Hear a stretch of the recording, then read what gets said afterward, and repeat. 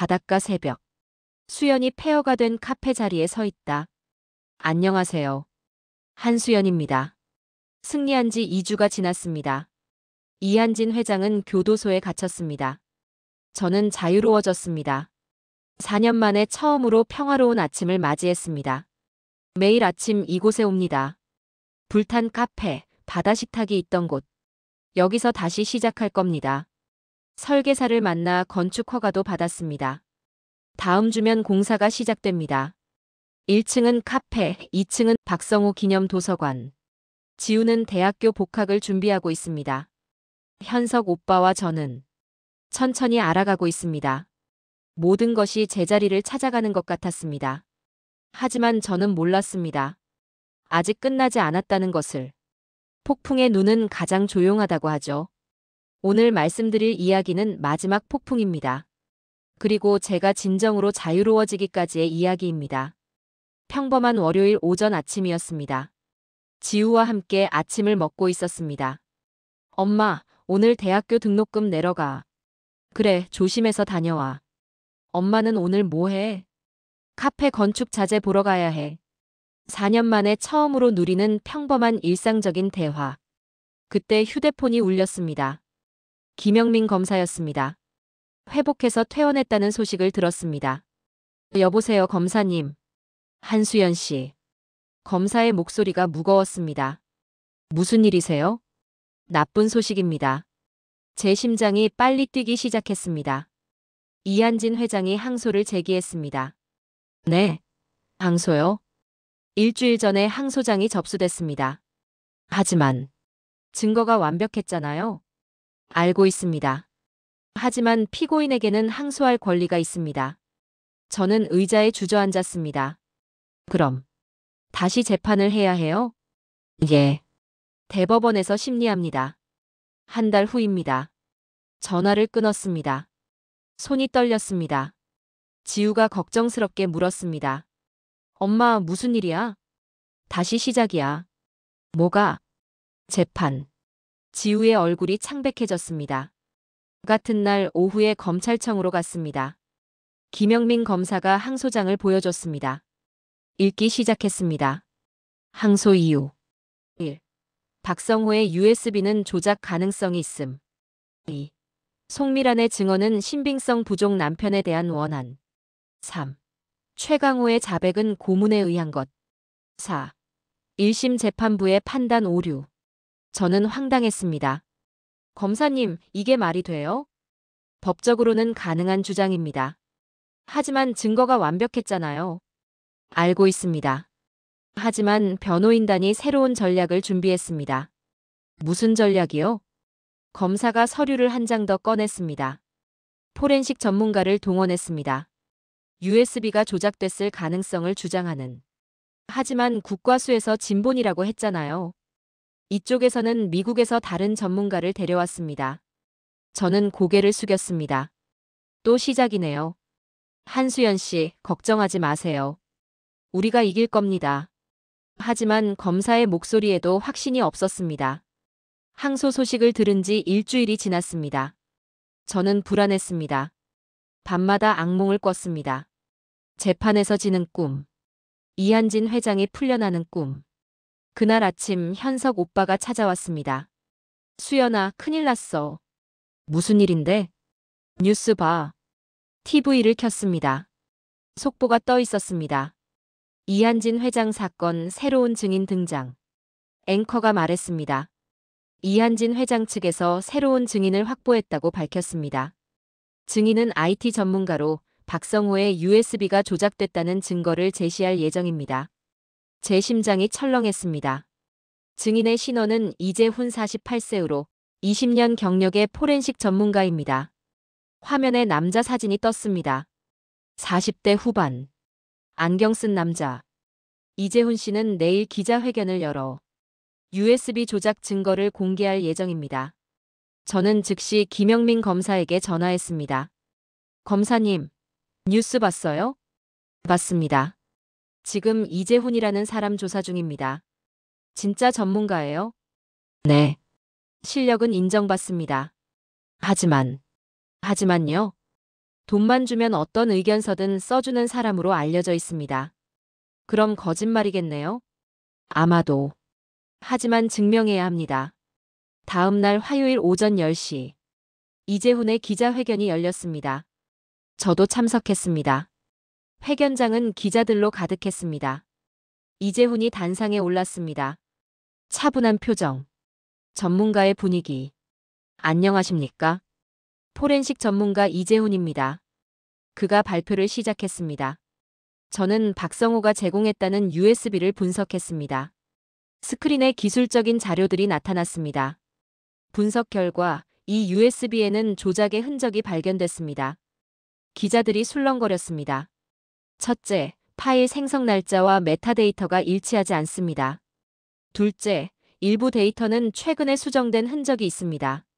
셋째, 디지털 서명이 위조됐을 가능성이 높습니다. 제 손이 떨렸습니다. 따라서 본인은 전문가로서 확신합니다. 이 USB는 박성호가 아닌 제3자가 조작한 것입니다. 기자들이 질문을 쏟아냈습니다. 그럼 한수연 씨가 조작했다는 겁니까? 직접적으로 말씀드릴 순 없습니다. 하지만 가능성은 배제할 수 없습니다. 저는 일어섰습니다. 거짓말입니다. 모든 시선이 저를 향했습니다. 한수연 씨입니까? 네. 그 USB는 박성호 씨가 목숨 걸고 지켜준 겁니다. 하지만 기술적 증거가. 당신 얼마 받았어요? 회장한테? 이재훈의 얼굴이 굳었습니다. 무례하시군요.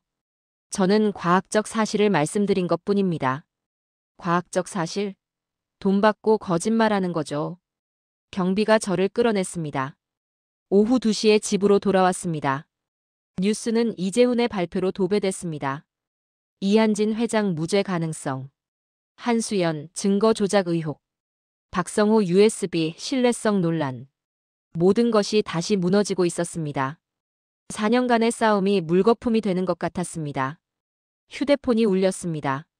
모르는 번호. 받았습니다. 여보세요? 남자 목소리. 낯익은 목소리. 한수연 씨. 누구세요? 기억 안 나십니까? 황진우입니다. 이한진 회장의 변호사. 무슨 일이세요? 제안이 하나 있습니다. 제안요? 지금이라도 합의하십시오. 100억 드리겠습니다. 싫어요. 한수연 씨, 이재훈 전문가 보셨죠? 대법원에서도 같은 주장을 할 겁니다. 그럼 당신이 집니다. 거짓말인 거 알아요. 증명하지 못하면 거짓말이 진실이 됩니다. 법정에서는. 생각해보세요. 내일까지 연락 주십시오. 전화가 끊겼습니다. 저는 소파에 주저앉았습니다. 그날 밤 10시쯤이었습니다. 또 휴대폰이 울렸습니다. 이번엔 젊은 남자의 목소리. 떨리는 목소리. 한수연 씨입니까? 네. 누구세요? 저는 이재훈 연구소에서 일하는 조수입니다. 네. 제 이름은 밝힐 수 없습니다. 하지만 당신이 알아야 할 게 있습니다. 무슨? 이재훈 박사가 거짓말했습니다. 제 심장이 빨리 뛰기 시작했습니다. 뭐라고요? USB는 조작되지 않았습니다. 진짜입니다. 하지만 박사가 보고서를 조작했습니다. 왜요? 돈 때문입니다. 이한진 회장 측에서 50억을 줬습니다. 증거가 있어요? 저한테 원본 분석 자료가 있습니다. 그리고 50억 입금 내역도. 어디서 만날까요? 내일 밤 8시. 남산타워 주차장에서 만나요. 2층 B구역. 알겠습니다. 조심하세요. 그들이 알면. 저도 위험합니다. 전화가 끊겼습니다. 저는 떨렸습니다. 희망과 불안이 교차했습니다. 다음 날 저녁, 저는 남산타워로 향했습니다. 현석 오빠가 동행했습니다. 수연아, 위험할 수도 있어. 알아. 하지만 가야 해. 주차장 2층 B구역에 도착했습니다. 저녁 7시 50분. 10분 일찍 도착했습니다. 주변을 살폈습니다. 차들이 몇 대 있었습니다. 하지만 사람은 보이지 않았습니다. 8시가 됐습니다. 아무도 나타나지 않았습니다. 8시 5분. 8시 10분. 여전히 아무도 없었습니다. 수연아, 이상해. 가자. 조금만 더 기다려봐. 8시 15분. 그때 저 멀리서 남자가 걸어왔습니다. 30대 초반의 안경 쓴 남자. 가방을 들고 있었습니다. 한수연 씨? 네. 저예요. 전화했던 그 순간. 쾅. 남자가 쓰러졌습니다. 으악. 저도 비명을 질렀습니다. 현석이 저를 차 뒤로 끌어당겼습니다. 숨어. 남자가 바닥에 쓰러져 있었습니다. 머리에서 피가 흘렀습니다. 저 사람 죽어가. 저는 남자에게 달려가려 했습니다. 하지만 현석이 막았습니다. 안 돼. 저격수가 있어. 저 멀리서 차 한 대가 급발진했습니다. 검은 승합차. 빠르게 사라졌습니다. 저녁 8시 30분 구급차가 도착했습니다. 경찰도 왔습니다. 남자는 이미 죽어 있었습니다. 현장에서 사망. 경찰이 신원을 확인했습니다. 김준혁, 29세. 이재훈 연구소 연구원. 제가 만나기로 한 사람이었습니다. 그의 가방을 확인했습니다. 하지만 비어 있었습니다. 증거가 없었습니다. 아마 저격수가 가져간 것 같았습니다. 경찰이 저에게 물었습니다. 한수연 씨, 왜 여기 있었습니까? 그 사람이 만나자고 해서. 왜요? 이재훈 박사가 거짓말했다는 증거를 준다고. 경찰이 기록했습니다. 또 증인이 죽었군요. 한수연 씨 주변엔 왜 이렇게 사람이 많이 죽죠? 그 말이 제 가슴에 꽂혔습니다. 맞습니다. 제 주변 사람들이 계속 죽었습니다. 정나영, 박민호, 김민수, 박성호, 그리고 이제 김준혁. 모두 저 때문에. 밤 11시 집으로 돌아왔습니다. 지우가 걱정스럽게 기다리고 있었습니다. 엄마, 괜찮아? 응, 괜찮아. 거짓말이었습니다. 괜찮지 않았습니다. 또 사람이 제 눈앞에서 죽었습니다. 샤워를 하고 나왔습니다. 휴대폰에 문자가 와 있었습니다. 모르는 번호. 열어봤습니다. 사진 한 장. 제 집 앞 사진. 오늘 저녁에 찍은 것. 그리고 문자. 다음은 당신 차례다. 아니면 딸. 선택하라. 내일 정오까지 합의서에 사인하라. 안 그러면 둘 다 죽는다. 손이 떨렸습니다. 지우를 봤습니다. 지우는 TV를 보고 있었습니다. 모르고 있었습니다. 자기가 위험에 처했다는 것을. 저는 결정해야 했습니다. 싸울 것인가? 포기할 것인가? 밤새 잠을 자지 못했습니다. 고민했습니다. 현석 오빠에게 전화했습니다. 오빠. 수연아, 무슨 일이야? 목소리가 왜 그래? 오빠.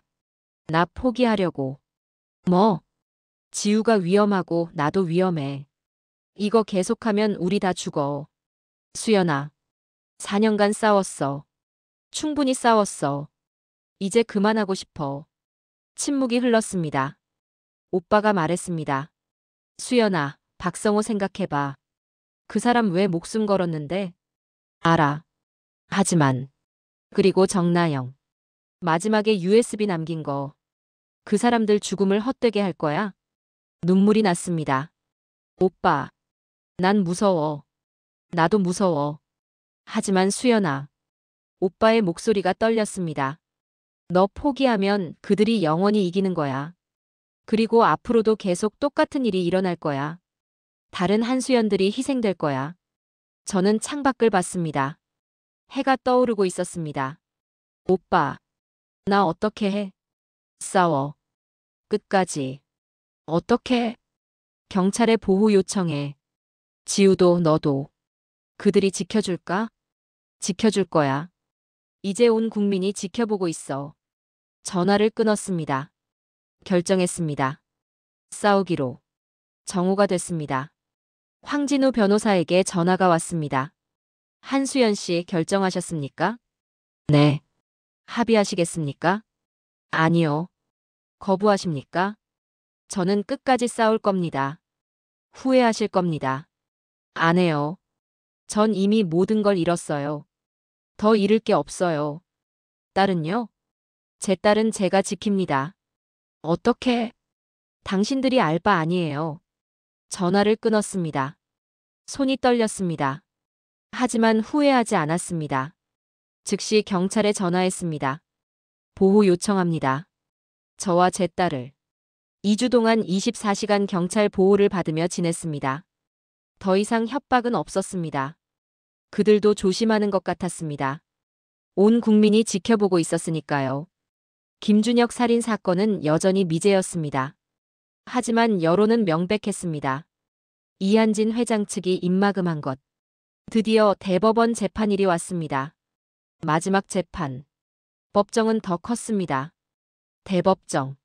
대법관 7명이 앉았습니다. 이한진 회장이 피고인석에 앉았습니다. 수감복에 수척한 얼굴. 하지만 눈빛은 여전히 오만했습니다. 재판이 시작됐습니다. 황진우가 이재훈을 증인으로 불렀습니다.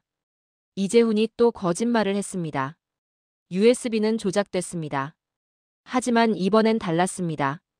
검사 측에서 새로운 증인을 불렀습니다. 이재훈의 통장 내역입니다. 스크린에 거래 내역이 떴습니다. 2024년 1월 15일. 입금 50억 원. 송금인 이한진. 방청석이 술렁거렸습니다. 이재훈의 얼굴이 창백해졌습니다. 이건. 이재훈 씨 50억을 받고 거짓 증언하신 겁니까? 아닙니다. 그럼 이 50억은 뭡니까? 이재훈은 대답하지 못했습니다. 대법관이 말했습니다. 증인 위증죄로 즉시 구속하겠습니다. 이재훈이 끌려갔습니다. 대법관들이 합의를 했습니다. 30분 후 돌아왔습니다. 수석 대법관이 말했습니다. 대법원 판결을 선고하겠습니다. 모두가 숨죽였습니다. 피고인 이한진의 항소를 기각합니다. 쾅, 쾅, 쾅. 1심 판결을 확정합니다. 징역 25년. 끝났습니다. 진짜로 끝났습니다. 이번엔 정말로. 방청석에서 환호성이 터졌습니다. 지우와 저는 울었습니다. 현석이 저를 안았습니다. 이한진 회장은 고개를 떨구었습니다. 4년 6개월간의 긴 싸움이 끝났습니다. 그날 저녁 저는 혼자 바닷가로 갔습니다. 파도를 봤습니다. 밀려왔다 밀려갔다. 영원히 반복되는. 파도는 모든 것을 기억합니다. 제 고통도, 제 눈물도, 그리고 제 승리도. 하늘을 봤습니다. 나영아, 봤어? 우리가 이겼어. 박성호 씨, 고마웠어요. 민호 오빠, 김조사관님, 편히 쉬세요. 따뜻한 봄바람이 불었습니다. 제 얼굴을 스쳤습니다. 그들의 대답 같았습니다. 수고했어. 잘했어. 저는 미소 지었습니다. 현석이 뒤에서 다가왔습니다. 제 어깨를 감쌌습니다. 수연아, 이제 진짜 끝났어. 이제 뭐 할 거야? 저는 앞을 봤습니다. 공사가 시작된 카페 자리. 저거 완성하고. 그 다음엔 그냥 평범하게 살아갈 거야. 나랑. 저는 현석을 봤습니다. 응. 오빠랑. 현석이 웃었습니다. 우리는 한참 바다를 봤습니다. 파도 소리만 들렸습니다. 평화로웠습니다. 그로부터 6개월이 지났습니다. 바다 식탁이 다시 문을 열었습니다. 더 크고 아름답게. 1층은 카페. 손님들로 가득합니다. 2층은 박성호 기념 도서관. 정의, 용기, 인권에 관한 책들. 많은 사람들이 찾아옵니다. 책을 읽고 토론하고 희망을 나눕니다. 지우는 대학교 3학년이 됐습니다. 법학과를 전공합니다. 엄마처럼 정의를 위해 싸우고 싶어. 현석과 저는 가까운 사람들만 초대해 조용한 결혼식을 했습니다. 미라가 울었습니다. 수연 언니, 정말 축하해. 이한진 회장은 감옥에 있습니다. 항소도 기각됐습니다. 25년을 복역할 것입니다. 송미란 씨는 이혼했습니다. 지금은 해외에서 새 삶을 살고 있습니다. 가끔 편지가 옵니다. 용기 주셔서 고마웠습니다. 황진우 변호사는 변호사 자격이 영구 정지됐습니다. 그리고 저는요. 올해 53이 된 한수연입니다. 매일 새벽 5시면 일어나서 빵을 굽고 커피를 내리고 손님들을 맞이하는 평범한 카페 주인이에요. 그리고 이제는 누군가의 아내고 딸의 엄마입니다. 매일 아침이면 이 바다를 봐요. 끝없이 밀려왔다 밀려가는 파도를 보면서 참 많은 생각을 하게 됩니다. 아, 나 살아있구나. 이렇게 숨 쉬고 있구나. 4년 반을 싸웠구나. 그리고 이겼구나. 여러분, 저는 이 긴 시간 동안 배웠어요. 정이라는 게 생각보다 훨씬 멀리 있고 쉽게 오지 않는다는 것을요. 그런데 또 배웠어요.